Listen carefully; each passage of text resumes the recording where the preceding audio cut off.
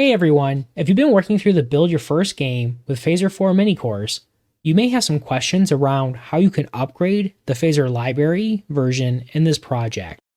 So I've received a number of comments on how you can do this safely and how you can do this without breaking the import for Phaser. So when Phaser 4 was released, there was a change to the Phaser 4 global import for certain bundlers. Depending on your Phaser setup in your project, you might be importing Phaser from npm. And so you may have had code like this where you do import Phaser from Phaser and other variations. Well, once you upgrade to Phaser 4, this no longer works at this time, and you actually need to do a wildcard import instead. You do import asterisk as Phaser from Phaser. And then this would allow your code to work like it was before. So for this project, we don't have to do either of those since this is set up to use Phaser from the CDN. And so Phaser is available as a global import. Where part of the confusion comes in is in our project, under our assets folder, we have our JavaScript folder. Inside here, we have our own copy of the Phaser JavaScript library and the minified version for production. Then in our code, under source, under lib, we have a phaser.js file where we're just referring to our global Phaser object on the window. Our project is set up this way specifically so we can have our type information while we're working in our JavaScript code. By setting up our project this way, this allows us to do things like in our code, when we reference our Phaser scene instance, we actually have IntelliSense that tells us what our methods do. Normally, you would have to set this up in a different manner, but with how this project is set up, we're able to use those types that are provided inside our project. And so back to the original question of how we can actually update our project to use a new version of the Phaser library, it's actually really easy to do. We don't need any build tools. We don't need to change any of our code for the project. We just need to update our Phaser library files. And so we just need to swap a couple of these out.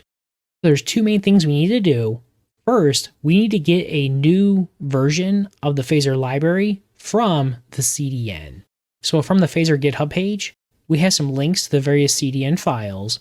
We'll go to our browser, we paste it in, and now this is our Phaser library from the CDN. We can right click, we can do save as, and now we'll want to save this to our project. So we'll want to save that to our assets, our JavaScript folder, and we want to replace our phaser.js file. So I'm going to do save, replace, and now for production, we want to do our minified version. So we'll do our phaser.min from the same CDN. I'm going to do save as. In the same location, assets, JavaScript, we'll replace our phaser.min.js. And now if we save, that's going to update our file. And then finally, if you're using the IntelliSense and you want an updated types file, we need to go into our Phaser code. So we go under types. Inside here, we want to go to our phaser.d.ts file. And now if we do raw, this is going to give us that file. And we can do right click, we'll do save as. And now for our types, we want to place that in our source folder under types, and we'll replace our phaser.t.ts file. Want to make sure we have the right extension. We use save. We'll replace our file.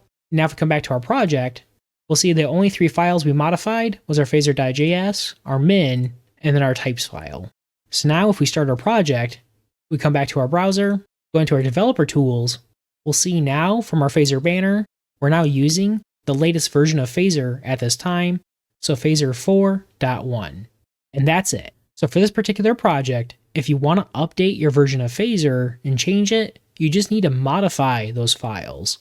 The main files are going to be your phaser.js, your phaser.min.js, and then if you're using the IntelliSense, you want to update your phaser.d.ts file. And finally, if you're comfortable with the command line and you want to make this even easier in the future, the GitHub repo for this project now includes an update script in the scripts folder. In the README, there's details on how to run the script, and all you need to do is run the shell script and then specify which version of the Phaser library you want to use, and this will download those files and update your project for you automatically. And that's it. Really hope that clears things up for anyone who's been confused about the version. Both URLs in the description so you can grab them without having to pause the video. If you have any questions, the comments are open, or you can open a GitHub discussion on the repo. Thank you so much for watching, and I'll see you in the next one.